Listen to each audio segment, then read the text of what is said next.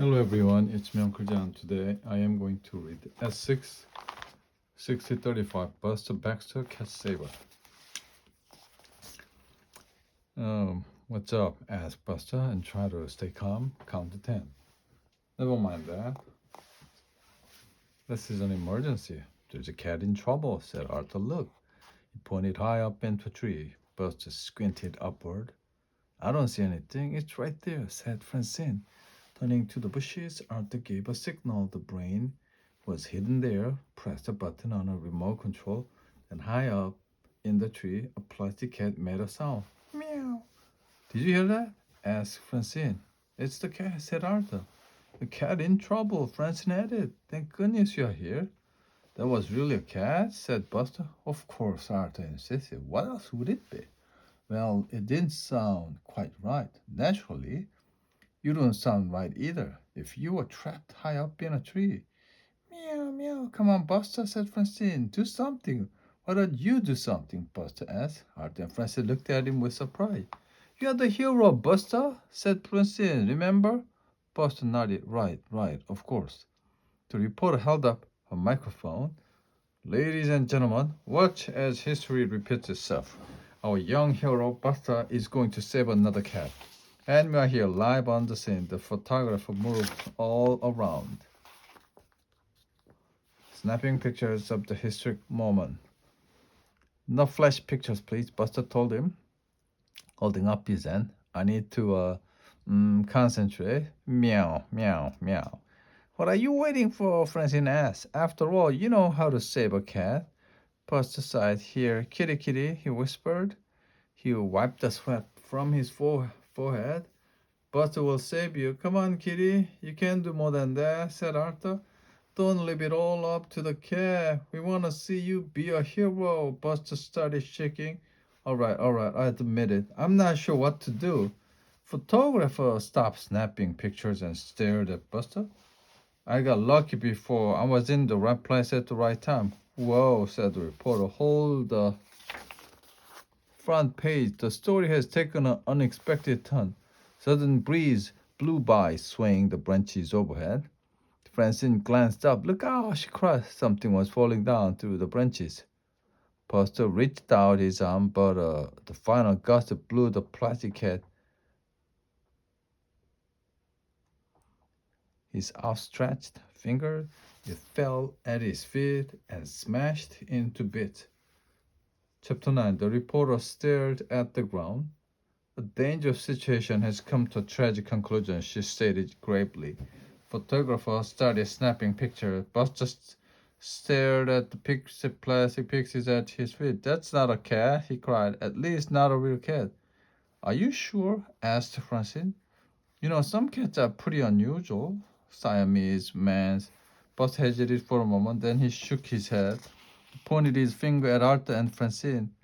This was a setup. You two faked this whole thing to make fun of me. We did not, Francine insisted. Well, then to make me look bad. In the face of a disaster, the reporter continued, there is always plenty of blame to go around, and sometimes the finger pointing can get quite ugly. We didn't want to make you look bad, said Arthur, but you wouldn't listen to me. We just wanted to get your attention, Buster.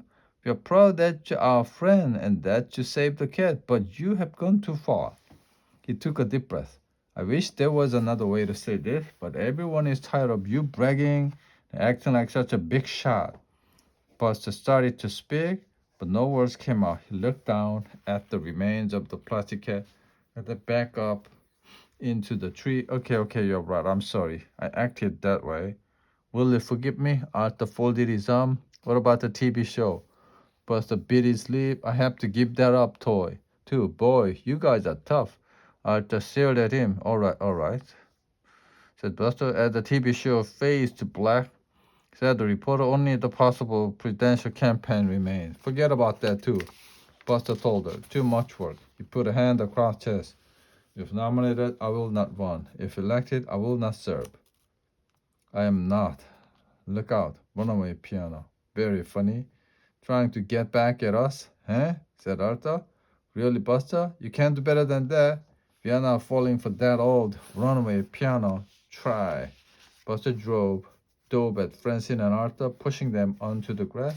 Hey, Francine shouted. A huge piano rolled past them. If Francine and Arthur had stayed where they had been, they would have been flatter than a leaky tire. Two piano movers came huffing and puffing down the street. They were gaining on the piano, but slowly. Sorry, shouted the movers as they ran past.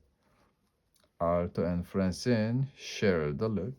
We'd have been crushed, said Arthur. Very crushed. Buster saved us. The photographer moved in for the picture as a crowd gathered. News is where you find this, said the reporter, and we just found it big time. Buster Bector, you've done it again.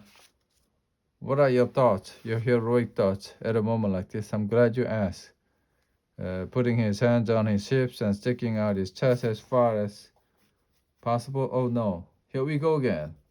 High above an unsuspecting city, a piano fell out an apartment window. A woman struck her head out after it. Look out below, she yelled. As the piano fell toward the street, people on the sidewalk looked up, frozen in terror. There's no time to escape. We're doomed. Suddenly, a costume figure jetted across the sky on rocky roller skate. Its metallic pedal suit gleamed in the sunlight. When piano runs amok, I spring into action, and who am I? Buster Baxter? The piano tamer. Now you'll have to excuse me. I have a job to do. In the blink of an eye, Buster dove toward the falling piano, catching it just moments before it crushed the sidewalk full of people. Anyone can save a cat, but only one hero can tame a wild piano without hitting a forced note. You have kidding, right? Said Arthur. Buster looked up from his notes. Fix his muscle. It would make a great movie. A sick costume with all 88 keys going around my chest and back. I don't think so. It would be great. No way. How about a CD? Dream on. Buster paused. A tape? Can I have a tape? Arthur kept walking. Buster, you've shown you're a hero. You should be happy with that. It's a good start, Buster admitted. But I want more. What about an exercise video? Arthur just shook his head. A comic strip inside a pack of gum. Come on, Arthur. Give me a break. Arthur kept on walking. When Buster got something into his head, he held on tight. His bravery might come and go, but one thing was certain. His stubbornness was forever. The end.